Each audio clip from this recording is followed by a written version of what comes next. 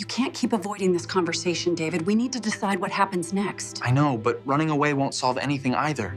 We have to face them. I still remember the knock. 3 slow knocks. Not loud. Not angry.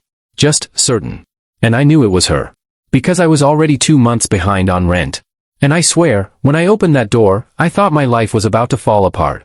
I didn't know that knock would lead to something I still think about now. Even years later. My name's Ryan. I'm 26. This happened when I was living in Columbus, Ohio. I was doing warehouse shifts at night.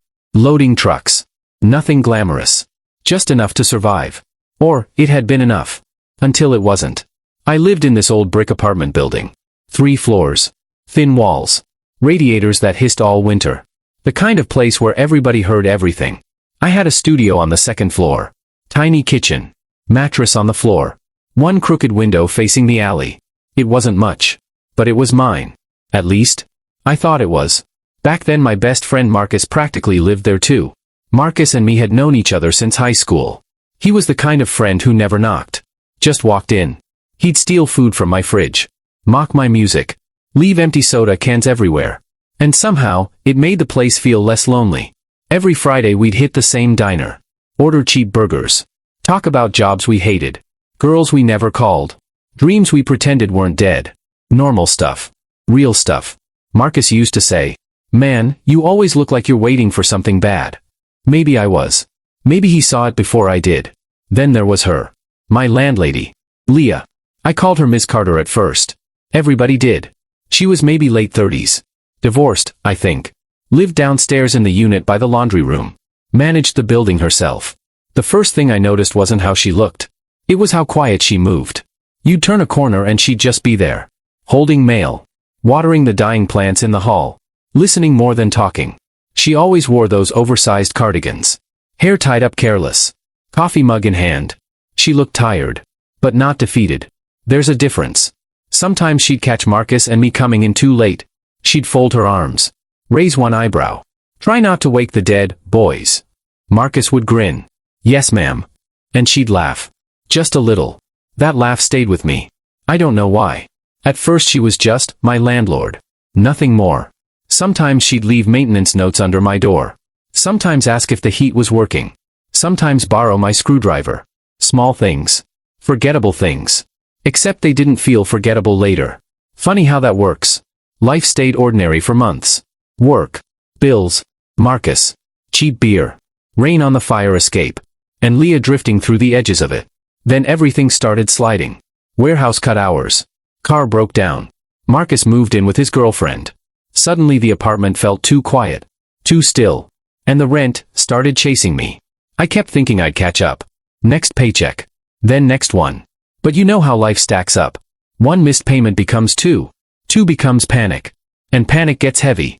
I started avoiding Leah. Pretending not to hear footsteps. Taking side stairs. Childish. I know. But shame makes you stupid.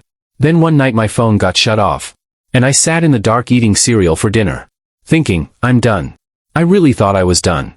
That's why those knocks scared me. 3 slow knocks. I opened the door. Leah stood there holding a folder. Rain on her sleeves.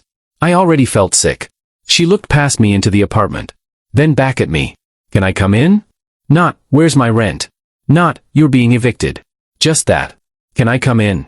I almost said no. Instead I moved aside. She stepped in. Looked at the mess. Laundry chair. Unwashed dishes. Silence. Then she said, "You haven't been sleeping." Not what I expected. I laughed. Like a defense. "Is this where you tell me I'm getting kicked out?" She didn't answer right away. That pause. I still remember it. Then she said, "Ryan, what happened?" And I don't know why. I really don't. But something cracked in me.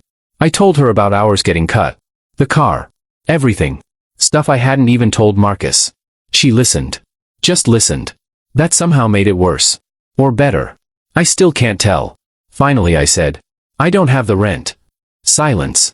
Then, because I was embarrassed and desperate and stupid, I said something strange. Something I didn't plan. I said, "I could help you instead. Fix things around here. Paint. Carry stuff. Anything. I'll owe you work." I meant it half as a joke. Half as a plea. I offered her the only thing I had. My time. My help. She stared at me. Long enough to make me nervous. Then she smiled. Very small. That, she said, was not what I expected. And somehow, that changed everything. Instead of an eviction notice, we made a deal. Temporary. Just until I got caught up. Help her repair things around the building. Clean out basement storage.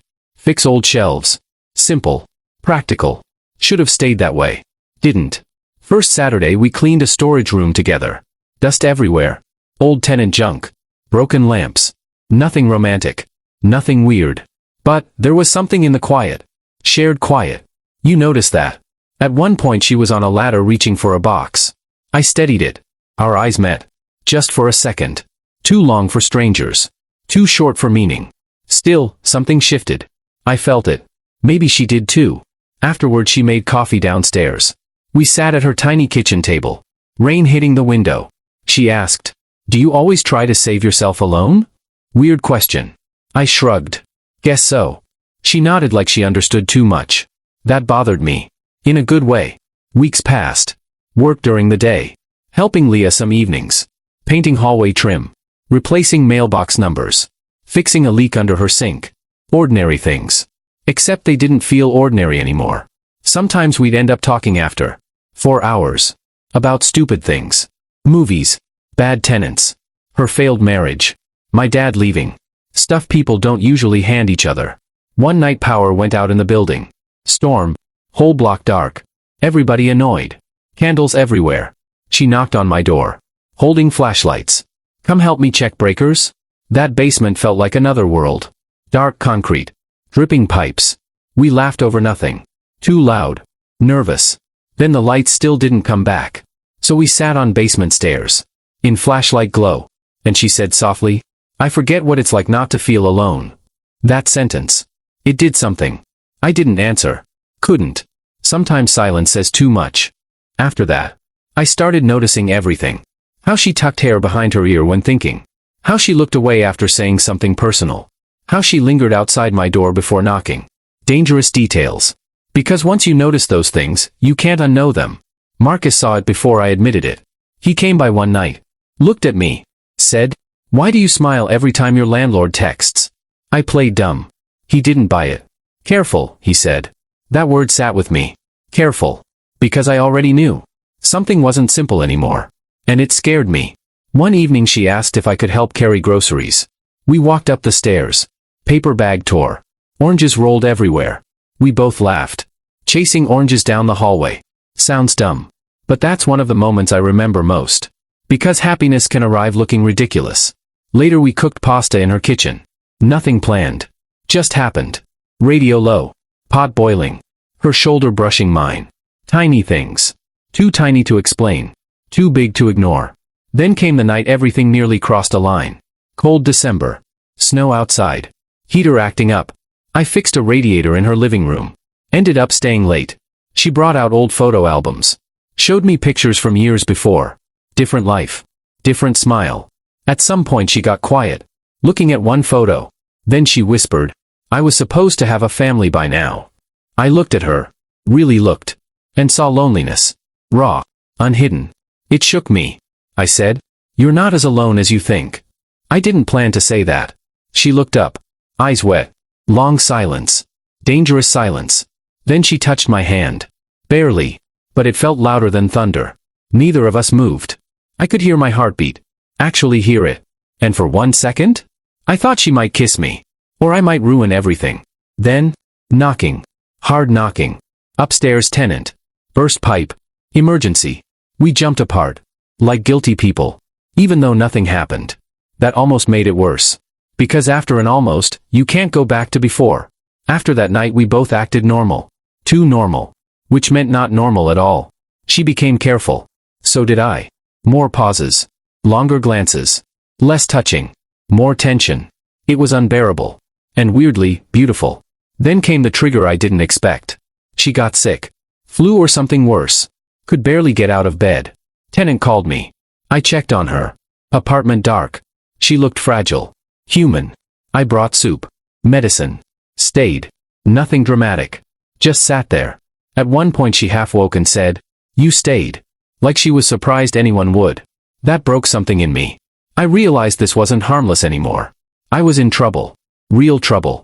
Because feelings get heavier when they grow in silence. And ours had. When she recovered, things felt changed. Softened. Closer.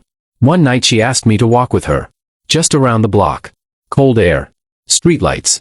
Snow piled dirty at curbs. We barely talked. Then she said, "Do you ever think we crossed some line without moving?" I stopped walking. Because who says that? I laughed nervously. All the time. She looked down. Smiled sad. And then, that moment happened. The one I still replay. Outside her building. No one around. Breath in the cold. She touched my coat sleeve. Like she needed balance. And whispered, "This is a bad idea." I said, "Probably." Neither of us moved. Then she leaned in. Hesitant. Barely. A brief kiss. Soft. Almost questioning. And over. Just like that. Not fireworks. Not some movie scene. Worse. Because it felt real. Too real. She stepped back like she'd startled herself. I shouldn't have. But I said, "Don't apologize." And I meant it. We stood there stunned. Like we'd opened a door. And neither knew what was behind it. For a few weeks, we existed in that strange secret. Nothing explicit. Nothing reckless. Just hidden tenderness. Late tea. Shared looks. Hands brushing too long. And guilt. Always guilt.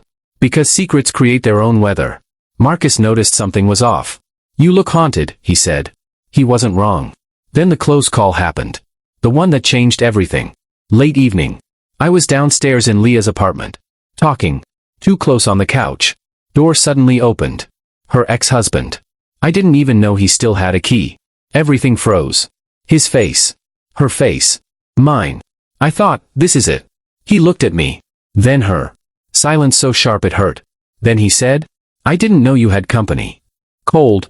Flat. And walked out. That was somehow worse than yelling. After he left, Leah sat down shaking. "I can't do this," she whispered. And I knew what she meant. Not me. Not exactly. The risk. The mess. The history. Still, it felt like losing something. Even before it ended. We pulled back after that. Hard. Sudden. No more late talks. No more walks. Just landlord. Tenant. Polite. Painful. I moved out 3 months later. Got a better job. New place. New routine. Life moved. Like it always does. Marcus helped me pack. Asked, "You gonna miss this dump?" I looked downstairs at her window lit up. And said, something like that. Leah helped carry one last box. Neither of us saying what mattered. At the door she handed me my deposit. Folded envelope. Then said, "You paid your debt." I smiled. But we both knew she wasn't talking about rent. Before I left she hugged me. Longer than friends. Shorter than lovers. Perfectly tragic. Then she whispered, "You surprised me." Same thing she said the night I offered her something she never expected. My help. My presence. Maybe my heart. I wanted to tell her not to let me go. I didn't. Sometimes adulthood is just walking away quietly. Years passed. I dated people. Changed jobs. Moved cities. Life happened. But every winter, I think of that building. That radiator hiss. Those basement stairs.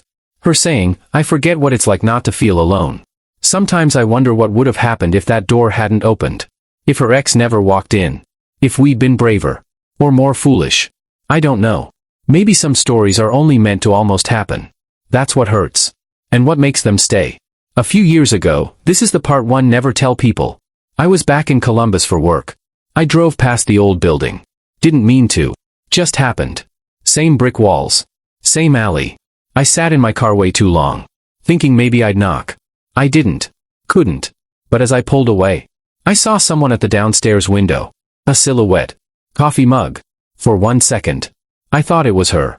Maybe it was. Maybe not. I kept driving. And honestly, that felt like the right ending. Because some people don't leave your life loudly. They echo. Quietly. For years. And sometimes I think about that first night. Standing broke at my apartment door. Thinking I had nothing to offer. No money. No future. No way out. And all I offered was help. Time. Presence. Care. Funny thing is, that may have been the most valuable thing I ever had. Not what either of us expected. Maybe that was the secret all along. It wasn't about unpaid rent. It was about two lonely people recognizing each other. For a little while. And maybe that's rarer than love. I don't know. I still think about calling her sometimes. Then I don't. Some memories breathe better untouched. But every now and then, when there's a knock at my door late at night, I feel this strange pause. Like part of me goes back there. Second floor. Rain on her sleeves. 3 slow knocks. And the moment I thought I was about to lose everything. But actually, I was about to feel something I'd never felt before. That still messes with me. Marcus once asked me years later, "So what was she to you?" I couldn't answer. Because what do you call someone who almost changed your whole life? What word exists for that? I still don't know.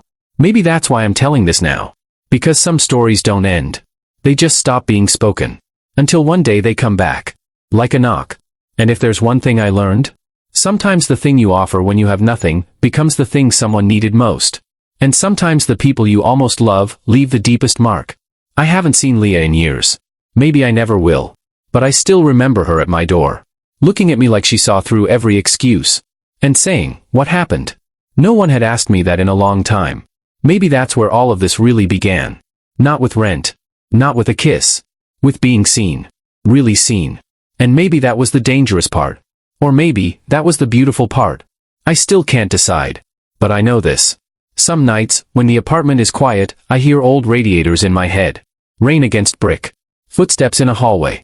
And I think about a woman who came asking for rent, and left me with a memory I never quite escaped. And maybe I never wanted to. Because some debts, I guess, aren't meant to be paid. They're meant to be remembered.